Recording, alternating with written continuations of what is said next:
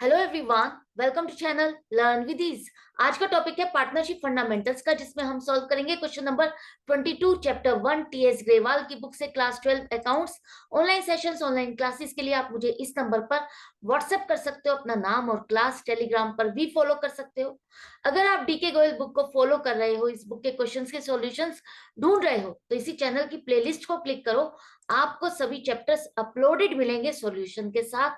साथ में ही MCQs quiz की फॉर्मेट में मिलेंगे कम्युनिटी सेक्शन में, और एमसीक्यूज के सॉल्यूशन शॉर्ट्स में। तो बहुत कुछ है चैनल पर।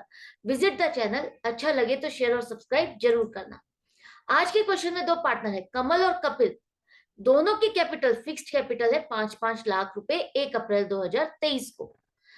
यहां पर कमल ने 1 जनवरी 2024 को और कैपिटल इंट्रोड्यूस कर दी और पैसा फर्म में लगा दिया 1 लाख रुपए।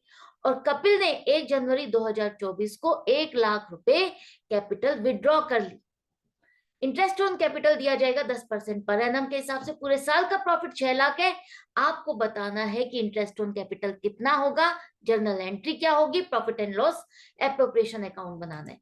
तो सबसे पहले कमल की कैपिटल देखो, 1 अप्रैल 2023 से 31 दिसंबर 2023 तक 5 लाख की रही। उसके बाद 1 जनवरी से उसने और पैसा लगाया, लेकिन उससे पहले 5 लाख की कैपिटल उसकी 9 महीने तक रही है। तो 9 महीने के लिए 10% के हिसाब से इंटरेस्ट बनेगा 37,500 रुपए। 1 लाख रुपए उसने 1 जनवरी को और लगा दिया, तो अब उसकी कैपिटल कितनी हो गई? 6 लाख।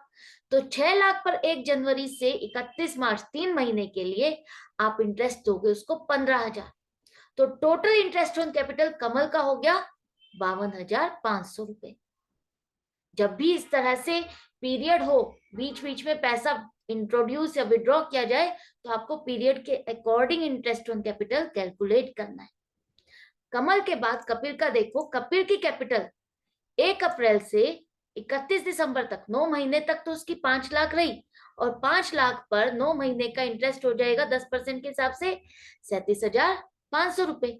1 जनवरी को उसने पैसा निकाल लिया, अपनी कैपिटल विड्रॉ किया। ड्रॉइंग्स नहीं है उसकी, ये कैपिटल विड्रॉ किया उसने। जो पैसा कैपिटल के लिए लगाया हुआ था, वो पैसा उसने 1 लाख रुपए निकाल लिया। तो अब उसकी कैपिटल फर्म में 4 लाख रह गई। 4 लाख पर 1 जनवरी से 31 मार्च 3 महीने का इंटरेस्ट बनेगा 10,000 रुपए। करेक्ट है। ये गलती मत करना कि इसको आप ड्राइंग समझो और इस पर इंटरेस्ट ना लगाओ। आपको ऐसा नहीं करना। आपको ध्यान देना है, ये विड्रॉल ऑफ कैपिटल है। आउट ऑफ कैपिटल लिखा है, इसका मतलब कैपिटल विड्रॉ की है। तो अब टोटल इसका इंटरेस्ट ऑन कैपिटल बन जाएगा 47,500 रुपए। दोनों के इंटरेस्ट आपने कैलकुलेट कर लिया। तो जर्नल एंट्री क्या बनेगी? 31 मार्च 2024 को आप ये एंट्री करोगे। Interest on capital account debit होगा, खर्चा है फर्म के लिए। एप्रोप्रिएशन अकाउंट में डेबिट साइड पे लिखोगे आप।